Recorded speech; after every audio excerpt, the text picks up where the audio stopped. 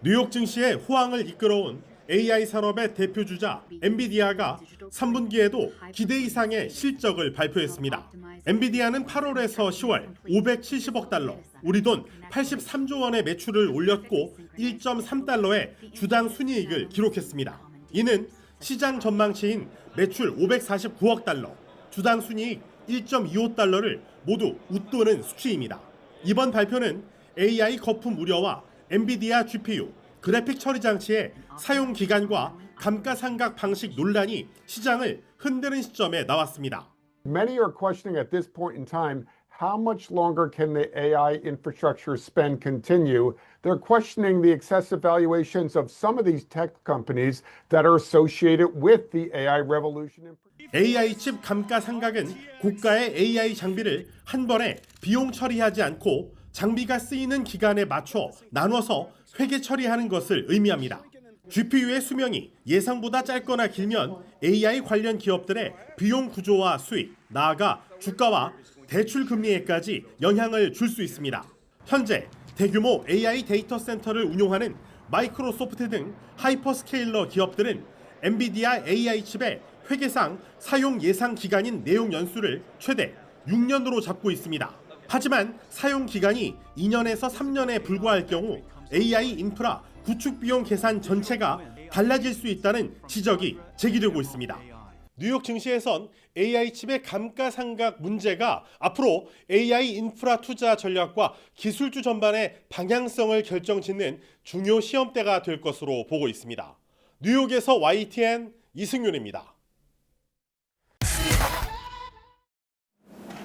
인공지능 열풍이 거품 아니냐는 우려에 국내 증시에도 한파가 닥쳤습니다. 코스피는 장중 한때 2.5% 급락해 3,854포인트까지 밀렸지만 다시 반등하면서 롤러코스터 장세를 이어갔습니다. 1조 원 넘는 외국인 매도세에도 개인과 기관이 사자에 나서며 코스피는 전날보다 0.61% 소폭 내린 3,929.51로 장을 마감했습니다. 코스닥도 0.84% 내린 871.32로 거래를 마쳤습니다. 반도체 투톱 삼성전자와 SK하이닉스도 모두 1%대 하락했습니다. 버블 논란은 있겠지만 업체들이 수익성은 여전히 나오고 있다라는 인식들이 장중에 공유가 된 것 같고, 엔비디아 실적 이벤트 후에 다음 주부터는 시장에 조금 안정을 찾아가지 않을까 이렇게 보고 있어요. 원달러 환율도 고공행진을 이어갔습니다. 외국인 투자자들의 국내 주식 순매도가 환율 상승을 부추기면서 15시 30분 기준 1,465원을 기록했습니다. 구윤철 부총리 겸 기재부 장관은 최근 환율 상승에 대해 해외로 나가는 돈이 많아 달러가 부족해지며 발생한 현상으로 본다고 말했습니다. 실제로 지난달 이른바 서학개미로 불리는 국내 투자자의 해외 주식 순매수 금액은 10조 원을 넘어 역대 최대를 기록한 것으로 나타났습니다. 이에 대해 정부는 주요 외환 수급 주체들과 협의해 과도한 환율의 불확실성이나 불안정성이 나타나지 않도록 하고 있다고 밝혔습니다. YTN 김태민입니다. 인공지능 거품이 터진다면 모든 기업이 타격받게 될 것이라고 순다르 피차이 구글 최고 경영자가 경고했습니다. 18일 BBC 방송에 따르면 피차이 CEO는 이 방송과 인터뷰에서 투자 주기를 거치면서 우리가 과하게 쏘는 순간들이 있다며 인터넷 산업 전체적으로 돌아보면 분명히 과도한 투자가 많이 있었다고 지적했습니다. 그는 이어 AI도 마찬가지일 것으로 예상한다며 이 같은 순간을 지나면서 이성적인 부분과 비이성적인 요소가 모두 있다고 말했습니다. 이는 1996년 앨런 그린스펀 당시 연방준비제도 의장이 닷컴 호황기에 비이성적인 과열을 경고했던 것과 비슷한 언급이라고 BBC는 짚었습니다. 최근 AI 기술 기업들의 가치가 치솟고 AI 부문에 대한 투자 지출도 급증하면서 실리콘밸리 등에서 거품에 대한 우려도 커지고 있습니다. 구글 모기업 알파벳 시가총액은 3조 5천억 달러로 7개월 새 배로 불어났는데 그 배경에는 오픈 AI의 위협을 막아낼 수 있을 것이라는 시장의 자신감이 커졌다는 점이 있습니다. 구글이 AI 거품 붕괴 시 타격을 면할 것인지 질문해 피차이 CEO는 우리를 포함해 면역이 있을 회사는 없다고 생각한다고 답했습니다. 그러면서도 그는 구글이 반도체부터 유튜브 데이터, 모델, 최첨단 과학까지 광범위한 기술을 갖춘 독특한 기업이라는 점에서 AI 시장 혼란이 벌어지더라도 대응에 좀 더 나은 위치라고 강조했습니다. AI 자체에 대해서도 인류가 발전시켜온 가장 심오한 기술이라며 사회적 혼란을 이겨내야만 할 것이라고 강조했습니다. 한동안 거침없는 고공행진을 이어가던 뉴욕 증시가 최근 계속 약세를 보이고 있습니다.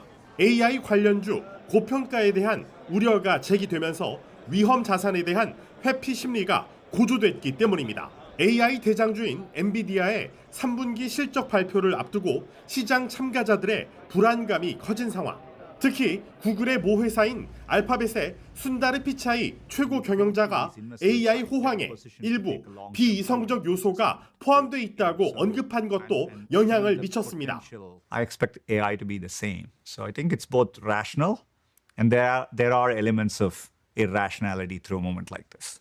No company is going to be immune, including us. If you overinvest, 월가의 유명 채권 투자자인 제프리 건들락, 더블라인 캐피털 CEO 역시 AI 붐과 관련해 주식시장이 고평가됐다고 경고했습니다.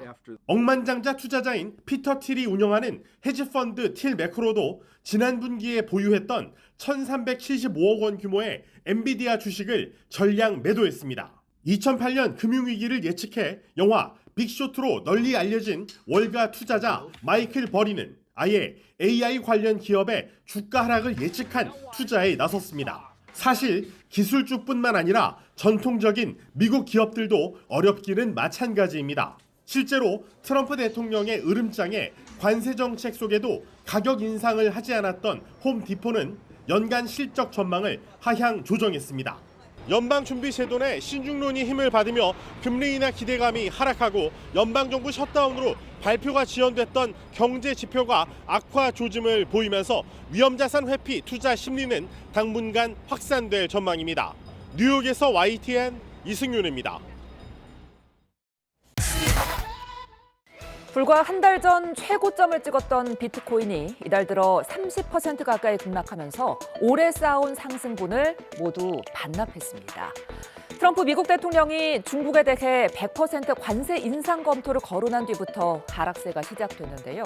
이후 미중 회담에서도 완전한 합의가 이루어지지 않았다는 평가가 나오면서 위험 회피 흐름이 더 강해졌습니다. 여기에 AI 관련 자산의 고평가 논란, 그리고 미국의 금리 인하 시점이 예상보다 늦어질 수 있다는 관측까지 겹치면서 가상자산 시장 전반이 얼어붙은 분위기인데요. 전문가 분석 들어보시죠. 지금 고점 대비 한 20%에서 30% 정도 조정을 받았어요. 첫 번째는 글로벌하게 위험자산에 대한 회피랑 금리에 대한 재평가가 이루어지고 있는 상황이다. 그래서 미국이 보니까 금리 인하를 빨리 할 것 같았는데 생각보다 이게 느리거든요. 그러니까 이제 그 돈 투자자 입장에서는 성장주, 테크놀로지 관련주, 가상자산과 같이 이제 고위험 자산에서 일단 빼가지고 현금으로 되돌리려는 움직임이 일어나고 있는 상황이에요. 두 번째는 파생 상품 시장의 레버리지 청산. 이게 이제 이번에 핵심 이제 비트코인 떨어진 이유로 꼽히고 있는데요. 현물 가격보다 선물 가격이 먼저 이제 지금 폭락을 했어요. 그래서 그 충격이 다시 현물 시장으로 전이되는 전형적인 이제 패턴이 나타났다 이렇게 보이고요. 이제 마지막으로 세 번째는 전 세계적으로 정책하고 규제 불확실성이 존재하고 있는 게 이제 가상시장, 자산 시장이에요. 그래서 단기적으로 봤을 때는 어떤 뉴스가 나오냐에 따라서 가격이 계속 출렁이는 장세 가 된 측면이 있습니다. 이번 하락을 두고는 잠깐 쉬어가는 조정이다, 진짜 약세장이다 의견이 갈립니다. 특히 4년마다 찾아오는 비트코인 반감기 사이클이 이번에도 적용될지를 놓고 의견이 부딪히는데요. 반감기 뒤에는 보통 1년 남짓 상승장을 이어가다가 고점을 찍고 그다음에는 서서히 가격이 내려가는 흐름이 이어지는 게 과거 패턴인데 이 패턴대로라면 올해 봄에서 가을 사이에 고점을 찍고 지금이 하락 흐름이 나올 시기이기도 하죠. 반면 반감기 사이클 자체를 부정하는 시각도 있습니다. 비트맥스의 공동 창업자 아서 게이즈는 4년 주기는 이제 의미가 없다고 잘라 말하는데요. 코인의 가격을 움직이는 건 현물 비트코인 ETF 승인 같은 정책 변화라는 입장입니다. 반감기 법칙이냐, 새로운 시장 구조냐, 가격 폭락에 대한 엇갈린 시각 속에 가상자산 시장의 심리 지표로 이어지는 공포 탐욕 지수는 극단적인 공포, 이 15점 수준을 기록했습니다. 여기에 블룸버그 통신은 비트코인이 포트폴리오 분산 수단 중 하나라는 인식에도 균열이 생기고 있다고 지적했는데요.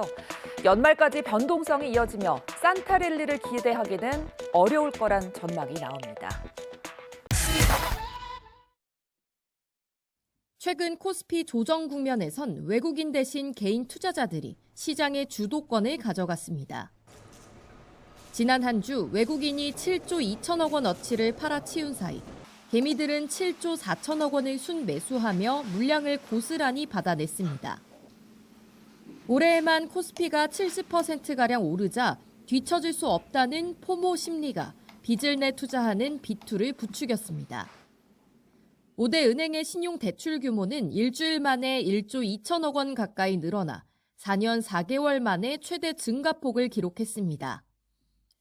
코스피가 장중 6% 넘게 급락했던 검은 수요일에는 마이너스 통장 잔액만 6천억 원 급증했습니다. 증권사로부터 돈을 빌려 주식을 사는 신용거래 융자 잔고 역시 사상 최대치를 연일 갈아치웠습니다. 이렇게 개미들의 비투 규모가 커지고 있지만 정작 수익률은 부진한 것으로 나타났습니다. 한 증권사의 국내 투자자 240만 명의 계좌를 살펴보니 절반이 넘는 131만 명이 손실을 보고 있었습니다. 손실 규모는 12조 2천억 원, 한 사람이 평균 931만 원을 잃은 셈입니다. 무리한 투자가 큰 손실로 이어질 수 있다는 경고도 나왔습니다. 자기 자금을 가지고 주식 투자를 하시는 분들은 주가가 하락했을 때 조금 더 버텨보자라는 의사결정이 가능한데 반해서 비투 같은 경우에는 회복할 수 있는 그런 기회를 노려보는 것이 아예 차단이 돼버리기 때문에 이런 가운데 비투는 레버리지의 일종이라고 발언했던 권대영 금융위 부위원장은 과도한 투자를 부추기느냐는 비판이 커지자 고개를 숙였습니다.